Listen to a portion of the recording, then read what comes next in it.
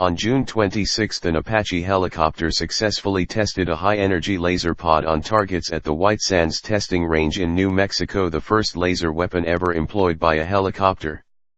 As much as laser-armed helicopters might seem like they belong in a Command & Conquer video game, in reality they are joining a wide variety of ground, air, and sea-based laser platforms, many of which may be entering service in the coming decades and a few of which are already operational. In fact, a new era of laser warfare may soon be dawning, thanks to lasers' usefulness for countering two important weapons systems, drones and long-range missiles. Films like Star Wars depict laser weapons as emitting short pulses of green and red light. However, the phasers depicted in Star Trek in the 1960s were arguably a bit more accurate. Real laser weapons project a coherent ray of directed photons light that strike their target virtually instantaneously. This beam often streams into the target for several seconds or longer as thermal energy builds up to destructive effect, although some pulsing lasers also exist.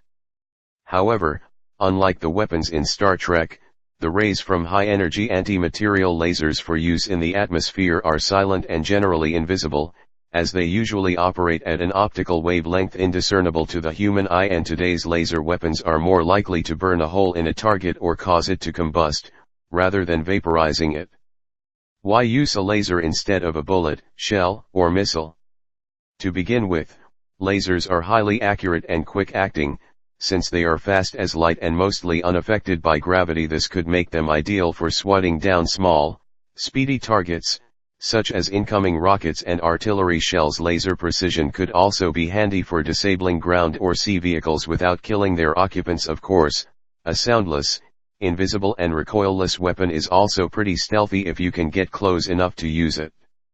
Most importantly, lasers could be very cheap. Contemporary missile defense systems, such as Israel's Iron Dome or the United States GMD anti-ballistic missile system, are much more expensive than the missiles they are designed to shoot down, making them untenable were they to face mass attacks. The same problem exists at the tactical level when considering how to counter the future threat of weaponized drone swarms, basically large flocks of small, expendable drones designed to overwhelm enemy defenses. While anti-aircraft missiles may cost hundreds of thousands of dollars or millions for anti-ballistic missile interceptors, the energy consumed by a laser weapon might cost as little as $1 for systems hooked up to a power generator.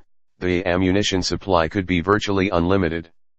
However, lasers do come with disadvantages that have held back their adoption for decades. To start with, laser energy tends to bloom or diffuse in an atmosphere, limiting maximum range especially when obstructed by sand, smoke, or fog. In fact, the relative lack of obstructive particles in space explains why they are considered ideal space-based weapons.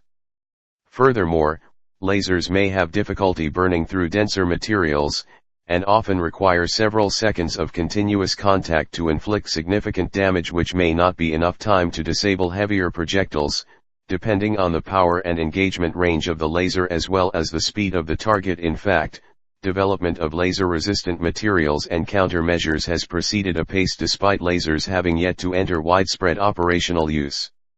Another consideration is that lasers create virtually no kinetic pushback, so if a laser can't burn out a critical component on a vehicle or munition such as a warhead, engine, heat shield, targeting system, or fuel supply, it may fail to stop the target from hitting friendly forces.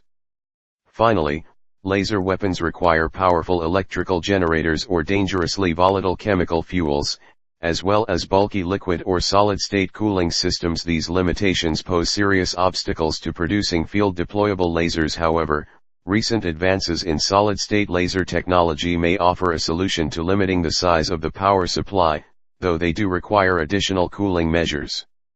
There are also legal restrictions. The 1995 Protocol on Blinding Laser Weapons, part of the UN Convention on Certain Conventional Weapons, forbids the use of dazzler lasers explicitly designed to permanently blind the eyesight of adversaries. This came into force after several dazzler lasers were developed and even exported and possibly used, and it is rumored the Chinese Type 99 tank may still have such a weapon system despite the protocol. Fortunately, the protocol appears to have been more broadly interpreted as discouraging the use of lasers as an explicitly anti-personnel weapon. However, it does not restrict the use of lasers against manned vehicles. Indeed, lasers might be practical for disabling small ground vehicles, attack boats, and aircraft. However, the majority of contemporary lasers are designed as defensive weapons to counter drones and enemy missiles and shells.